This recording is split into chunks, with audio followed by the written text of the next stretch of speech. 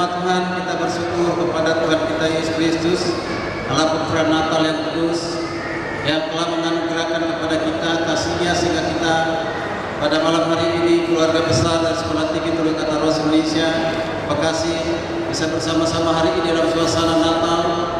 Ada berbeda dengan wisuda-wisuda sebelumnya. Ya, hari ini dalam suasana Natal dan nanti akan diakhiri dengan pelantikan ataupun pengutusan dari para saudara-saudari yang telah dipersiapkan oleh Tuhan. Bapak Ibu dikasih Tuhan, renungan firman Tuhan, renungan Natal hari ini saya ambil dari 2 Korintus 4 ayat yang ke-6. 2 Korintus 4 ayat 6. Bisa mengikuti ayat 1 sampai 6, tapi kita membaca khususnya ayat yang ke-6. Dari 2 Korintus 4 ayat ke-6 saya akan membaca dan Bapak Ibu bisa mengikuti dalam hati. Firman Tuhan berkata demikian, sebab Allah yang telah berfirman, dari dalam gelap akan terbit terang. Ia juga yang membuat terangnya bercahaya di dalam hati kita, supaya kita beroleh terang dari pengetahuan tentang kemuliaan Allah yang nampak pada wajah Kristus. Puji nama Tuhan. Yang berbahagialah kita yang membaca, merenungkan serta melakukan kebenaran firman Tuhan. Bapak Ibu yang dikasihi Tuhan, terang adalah kebutuhan mendasar dari setiap manusia. Terang itu adalah kebutuhan dari setiap kita manusia.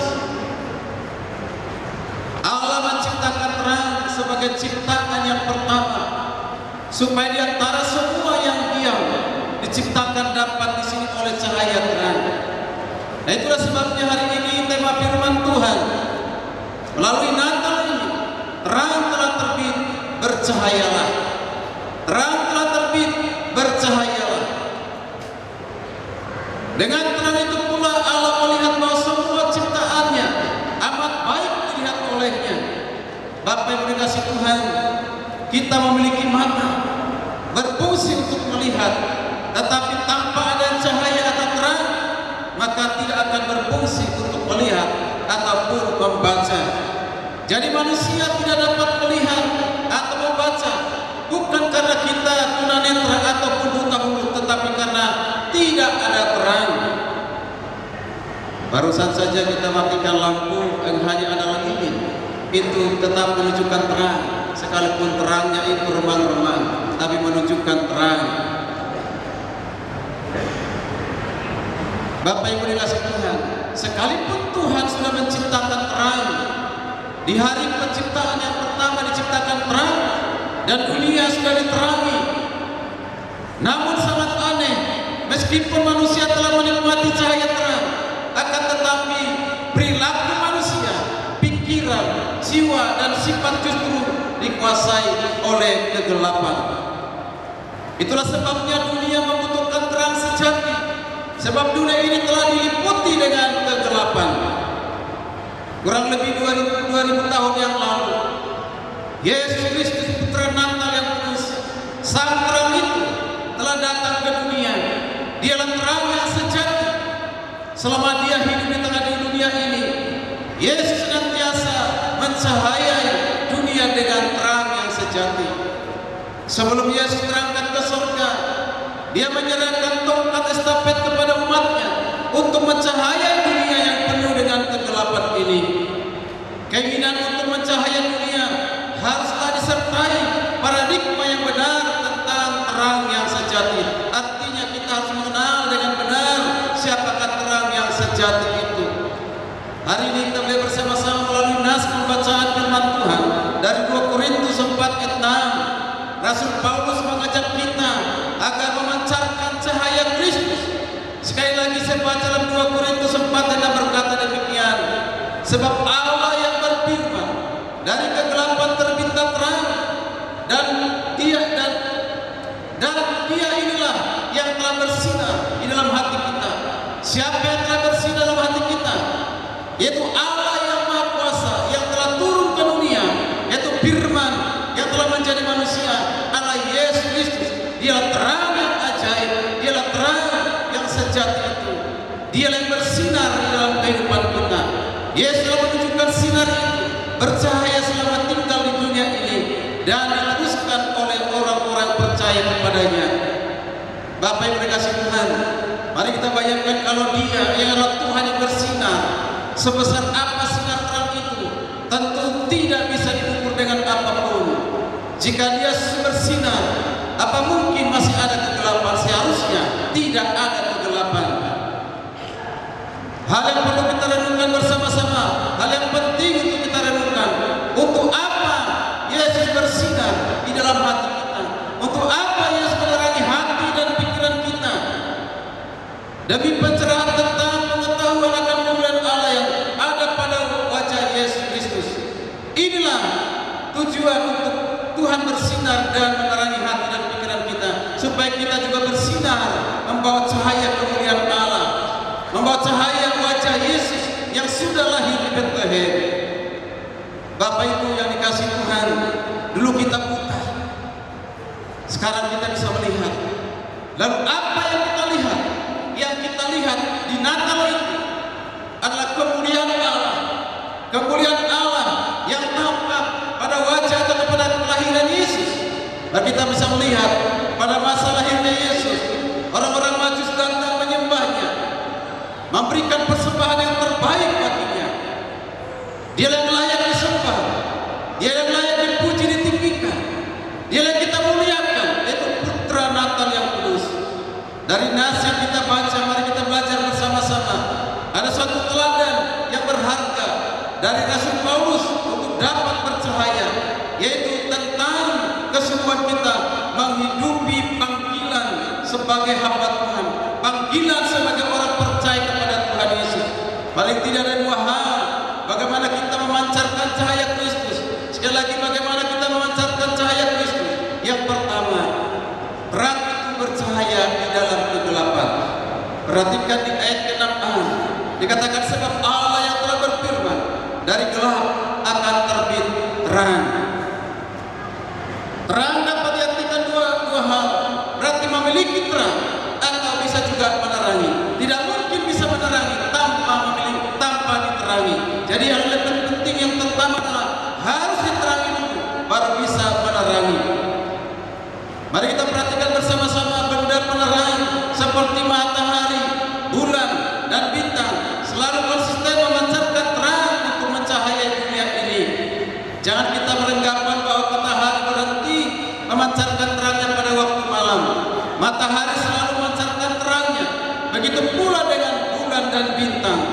Benda-benda penerang yang telah diciptakan oleh Allah sudah lebih cukup menerangi dunia ini.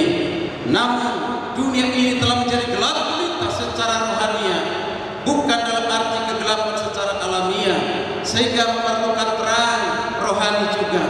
Kegelapan itu telah menutupi manusia sehingga mata menjadi buta dan tidak dapat melihat kebenaran cahaya Injil.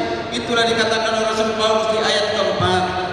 Orang yang tidak dapat diterangi adalah mereka yang telah menutup diri untuk tidak mendengarkan Injil.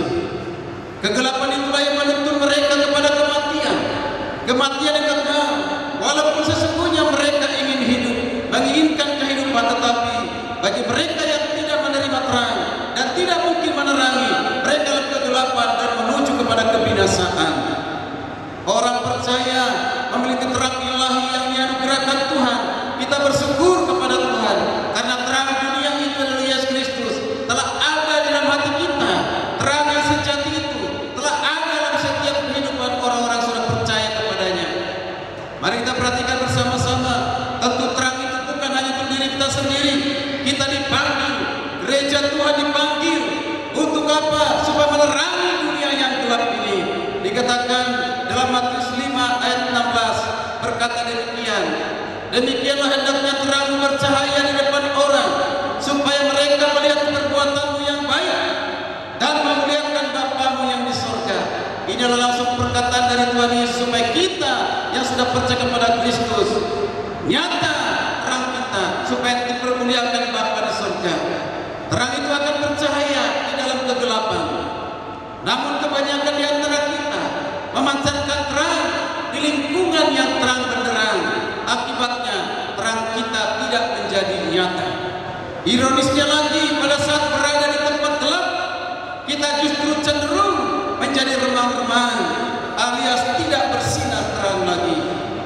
Bukankah banyak di antara kita yang ikut kompromi, toleransi dengan kegelapan dunia, masih hidup dalam kebohongan atau dusta, masih banyak kejahatan, dan kita bisa melihat keluarga Kristen masih hidup dalam kegelapan dunia.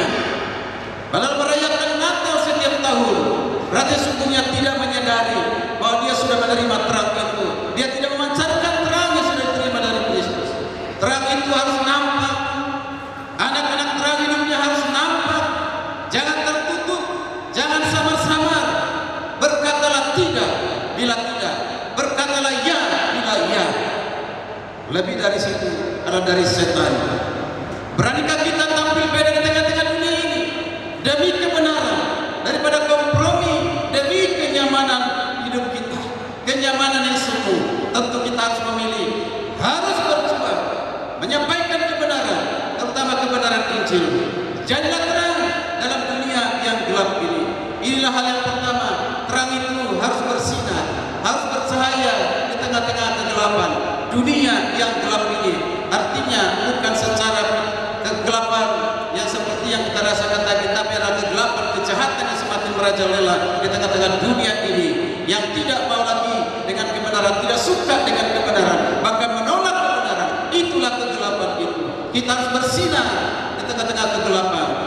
Lalu hal yang kedua yang kita lihat, perhatikan bersama-sama di ayat yang kelima dari 2 Korintus 4 ayat yang kelima. Yang kedua adalah terang itu harus disaksikan. Yang lagi terang itu harus disaksikan. Rasul Paulus mengungkapkan sosok seorang pelayan yang diutus oleh Tuhan. Dialah seorang yang diutus oleh Tuhan. Perhatikan ayat yang pertama. Dia terlalu yakin bahwa dirinya dipanggil oleh Tuhan, dipanggil menjadi pelayan Tuhan. Dia bukan dipanggil oleh siapa-siapa, oleh manusia, tetapi dipanggil dan diutus oleh Tuhan. Dia dipanggil, diutus menjadi saksi tentang terang itu. Rasul Paulus dalam kapasitasnya sebagai seorang saksi, ia harus memberikan kesaksian tentang terang itu. Karena ia telah melihat terang itu dan telah menerangi hatinya, ia berkewajiban untuk menyaksikan terang itu. Terang yang sesungguhnya, yaitu adalah Yesus Kristus. Dia, kita perhatikan Rasul Paulus, bukan terang itu, tapi dialah saksi. Dialah saksi. Dia mempermuliakan Tuhan. Dia tidak mempermuliakan dirinya sendiri. Seorang yang menjadi saksi Tuhan tidak boleh mempermuliakan melebihi dari terang yang disaksikannya. Itulah satu hamba yang harus lebih rendah daripada terang yang sesungguhnya Yesus Kristus, yaitu untuk terang rendah hati menyaksikan terang itu. Bapak Ibu yang dikasih Tuhan, tujuan bersaksi tentunya supaya membuat orang menjadi percaya kepada terang yang sejati, yaitu kepada Yesus Kristus, Putra Natal yang kudus. Apa yang dikatakan dalam Yohanes 1 ayat 7, demikian firman Tuhan. Ia datang sebagai saksi untuk memberikan kesaksian terang itu, supaya oleh dia semua menjadi percaya. Siapa ia dimaksudnya di sini? Adalah Yohanes Pembaptis yang sudah mendahului Yesus. Dia datang sebagai saksi untuk memberikan kesaksian tentang terang, yaitu Yesus Kristus. Dan tujuannya supaya setiap orang yang mendengarkan terang itu, mereka percaya kepada terang dan akhirnya mereka pun diterangi.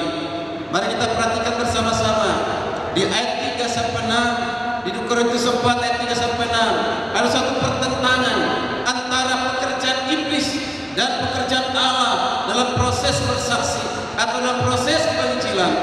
Mari perhatikan pekerjaan setan, yaitu membutakan pikiran orang-orang yang belum percaya. Perhatikan itu di ayat keempat. Tujuan setan itu apa? Supaya mereka tidak melihat cahaya Injil. Itulah yang terjadi sampai hari ini. Banyak orang belum melihat cahaya Injil. Mereka justru mempertawakan, menghina, mengolok-olok. Bapak, kamu bagaimana mungkin Tuhan menjadi manusia? Bagaimana mungkin Tuhan lahir seperti bayi? Itu tidak mungkin, tidak masuk akal. Sehingga mereka tidak percaya. Mengapa? Karena pikiran mereka masih dibutakan oleh ilah-ilah zaman ini. Itulah pekerjaan setan. Mari kita perhatikan tujuan Allah. Tujuan Allah supaya kita beroleh terang dari pengetahuan tentang kemuliaan Allah, yang Yesus. Perhatikan ayat ke-6b. Jadi tujuan Allah supaya kita beroleh terang, dan setelah kita beroleh terang itu maka kita memiliki pengetahuan tentang kemuliaan Allah. Nampak ada pada kita wajah Yesus. Ini hal ini penting. Dan apa menjadi tanggung jawab Allah? Allah membuat terangnya bercahaya di dalam hati kita. Hebat dan luar biasa. Kita bersyukur di Natal ini kembali diingatkan kita bahwa kita sudah diberikan cahaya itu untuk kita lanjutkan menyampaikan cahaya itu kepada yang lain. Mencahayai dunia ini. Tanggung jawab kita seperti tanggung jawab Paulus, yaitu memberitakan Injil sebagai hamba Allah.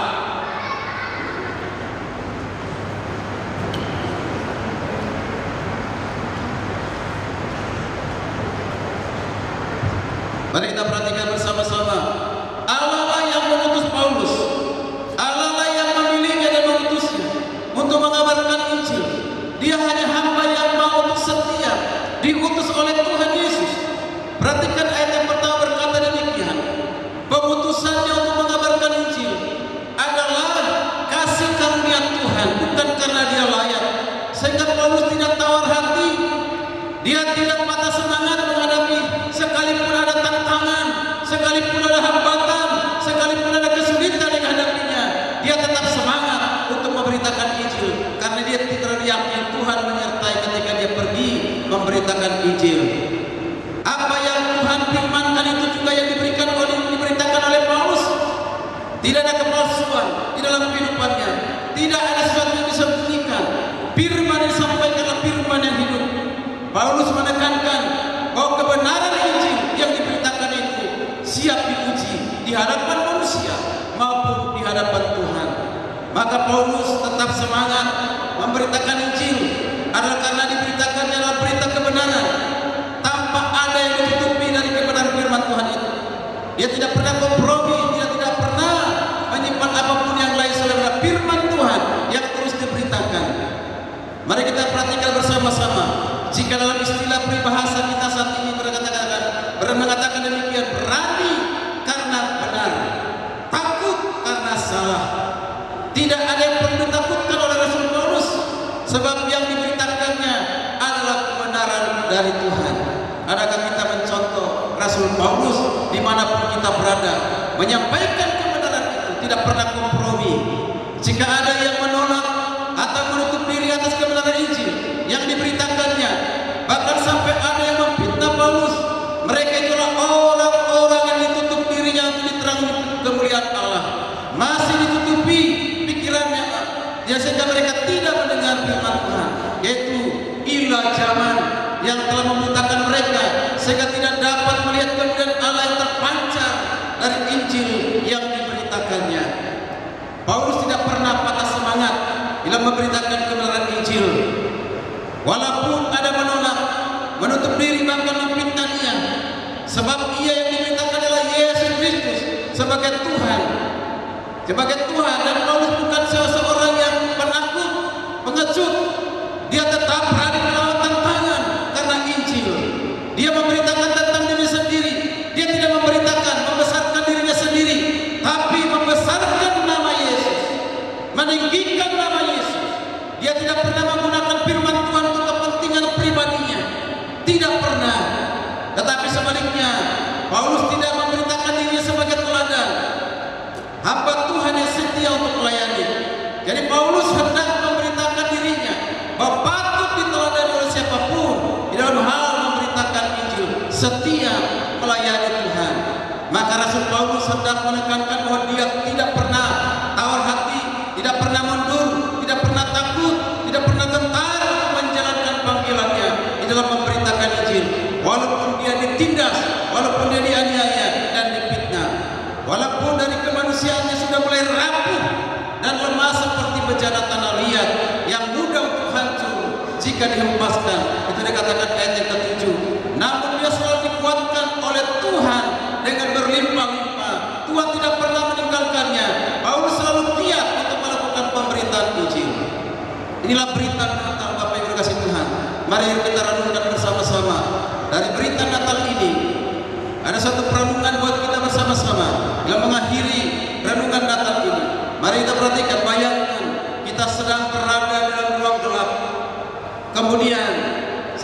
di antara kita mengeluarkan sebatang lilin kecil dan menyalakannya, cahaya terang lilin itu akan memenuhi ruangan yang gelap.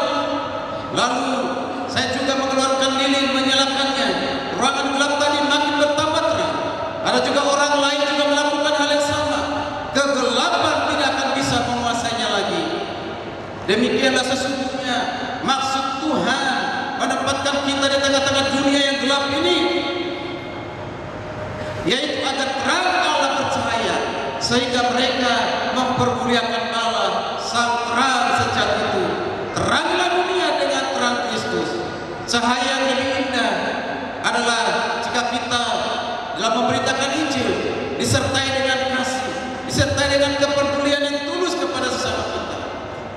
Menjadi orang Kristen, kita tidak cukup hanya merayakan Natal, mengikuti ibadah, melayani, aktif di gereja, melakukan aktivitas gereja. Tidak. Terang yang bercahaya berarti memancarkan hal yang baik yang sesuai yang diajarkan oleh Tuhan kita, seperti membawa pengaruh yang positif, memelihara kebenaran, menyebarkan cinta kasih. Kehadiran kita di dalam kebaktian Natal seperti ini atau kebaktian aktivitas kita yang melakukan di gereja akan menjadi lengkap apabila kita mengaplikasikan di dalam kehidupan kita sehari-hari. Bapak Ibu yang dikasihi Tuhan, kesetiaan kita menjadi saksi Tuhan adalah satu tanda syukur kita kepada Tuhan yang telah memberikan kemurahan kepada kita, yang telah berfirman kepada kita, yang telah menerangi kehidupan kita. Kemurahan Tuhan yang memanggil kita menjadi saksinya atau pelayan firman Tuhan adalah kemurahan Tuhan yang tidak akan ternilai harganya. Sebab itu kita terpanggil sebagaimana sikap pelayanan yang diperlihatkan oleh Rasul Paulus. Tetaplah setia memberitakan Injil, jangan pernah tawar hati sekalipun banyak tantangan, banyak hambatan di dalam pelayanan kita. Pesan Natal hari ini bukan saja hanya bagi pendeta, penginjil atau lulusan perguruan tinggi teologi, tetapi kepada semua umat Tuhan yang percaya kepada Kristus. Kita harus menjadi saksi kebenaran, kita harus menjadi penginjil, kita harus menyampaikan berita Injil. Bapak Ibu kasih Tuhan, akhirnya tujuan kita melakukan semua itu bukanlah untuk kemegahan pribadi kita, tetapi sesuai dengan firman dalam Matius 5 ayat 16, supaya mereka melihat perbuatan kamu yang baik lalu memuji Bapa kamu yang di surga. Kita melaksanakan tanggung jawab kita untuk menyatakan kemuliaan Tuhan kepada seluruh dunia. Jadilah terang di dalam kegelapan dunia ini, bercahayalah di dalam kegelapan dunia. Sekali lagi, bercahayalah di dalam kegelapan dunia. Dan selagi masih ada kesempatan, saksikanlah terang Natal itu, terang sejati itu dengan setia, dengan tulus. Jangan pernah takut, karena Tuhan menyertai kita. Sebagai penutup, satu firman Tuhan dalam Yohanes 8:16 berkata demikian. Maka Yesus berkata kepada orang banyak, katanya, akulah terang dunia. Barang siapa mengikut aku, ia tidak akan berjalan dalam kegelapan, melainkan ia mempunyai terang hidup itu. Demikianlah renungan firman Tuhan. Sekali lagi, mari kita terus mulai bercahaya. Terang itu sudah kita terima. Terang itu sudah menerangi hati dan pikiran kita, yaitu terang dalam Yesus Kristus. Kita harus menjadi terang dimanapun kita berada. Mari kita terus bercahaya di tengah-tengah kegelapan ini, melalui perkataan kita, melalui perbuatan kita, melalui sikap kita, sehingga orang lain diberkati dan Tuhan dipermuliakan. Selamat Hari Natal 25 Desember 2022 dan selamat menyongsong tahun baru 1 Januari 2023. Tuhan Yesus berkati kita sekalian. Mari kita berdoa. Bapa di surga, dalam nama Yesus, kami bersyukur karena Bapa telah mengutus anaknya yang tunggal, Yesus Kristus, datang dan lahir di tengah-tengah dunia ini, yang dirayakan oleh seluruh umat percaya di dunia, mensyukuri mujizat Tuhan yang terbesar ketika Engkau adalah Tuhan pemilik surga, datang ke dunia menjadi manusia demi keselamatan kami manusia berdosa, supaya kami ditebus, supaya kami diselamatkan, supaya kami dibawa dalam kehidupan kekal, dan supaya kami menjadi saksi Tuhan, supaya kami menjadi terang di tengah-tengah dunia ini. Ya Tuhan, teguhkanlah hati kami, kuatkanlah kami Tuhan, agar kami dapat menjadi cahaya, akan membawa terang kepada dunia ini, cahaya di dunia ini melalui pikiran kami, perkataan kami, perbuatan kami, bahkan seluruh kehidupan kami membawa terang kepada orang lain sehingga Tuhan dipermuliakan dan banyak orang yang datang kepada Yesus. Terpujilah nama Tuhan. Di dalam nama Yesus kita berdoa dan mengucap syukur. Haleluya. Amin. Di nama Tuhan, Yesus berkati kita sekalian.